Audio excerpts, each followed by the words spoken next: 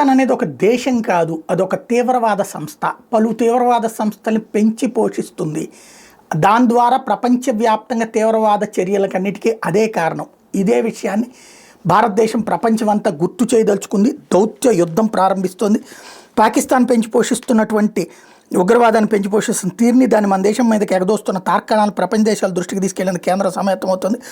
పాల్గాంగ్ ఘాతకాన్ని ముక్తకంఠంతో ఖండించి పాక్ ఉగ్రవాద శిబిరాలపై దాడులను ఆహ్వానించిన విపక్షాలతో కలిపి అఖిలపక్ష బృందాలుగా ఎంపీలు ఈ బాధ్యతలో పాలు పంచుకోబోతున్నారు. ఆయా దేశాల కూటములు కేంద్రం ఎంపిక చేసి పాక్ నిజ రూపాన్ని వాటి ఎదుట ఎలా ఆవిష్కరించాలో ముందుగానే ఎంపీలకు వివరించబోతోంది.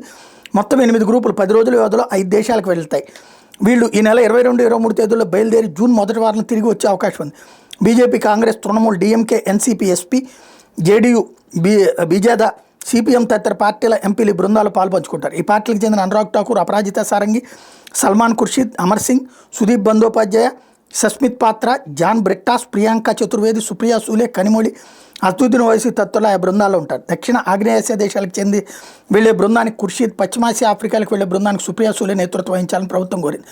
ఐరోపా దేశాలకు వెళ్లబోయే బృందానికి మనీష్ తివారీకి ఈ బాధ్యత అప్పగించే అవకాశం ఉంది. సౌదీ అరేబియా, కువైట్, బహ్రెయిన్లకు ప్రియాంక చతుర్వేది బృందం వెళ్తుంది. ఆపరేషన్ సింధూర్ చేపట్టడానికి కారణమయ్యేలా పాకిస్తాన్ రెచ్చగొట్టే చర్యలు, దానికి ధీటుగా ఆపరేషన్ సింధూర్ని ఎలా చేపట్టిందో వివరణ, భవిష్యత్తులో భారత్పై ఉగ్రదాడులు జరిగితే ప్రభుత్వం తీసుకునే చర్యలపై స్పష్టత, ఉగ్రవాద స్థావరాలు మాత్రమే ఖచ్చితంగా లక్ష్యం చేసుకుని దాడులు చేసామని పౌరులకు ఎలాంటి హాని చేయలేదని స్పష్టతనివ్వడం, ఉగ్రవాదాన్ని ప్రోత్సహిస్తూ ఉగ్రవాదులకు సహకరించడంలో ఎన్నో ఏళ్లుగా పాకిస్తాన్ అనుసరిస్తున్న పాత్రను, దానివల్ల ప్రపంచ దేశాలకు పొంచి ఉన్న ముప్పుని వివరించడం, విదేశాలకు వెళ్లే విషయం గురించి కేంద్ర ప్రభుత్వం ప్రస్తుతం ప్రతిపక్ష పార్టీలతో చర్చలు జరుపుతుందో పూర్తిగానే బృందాన్ని ఖరారు చేయడానికి రెడీ అవుతుంది.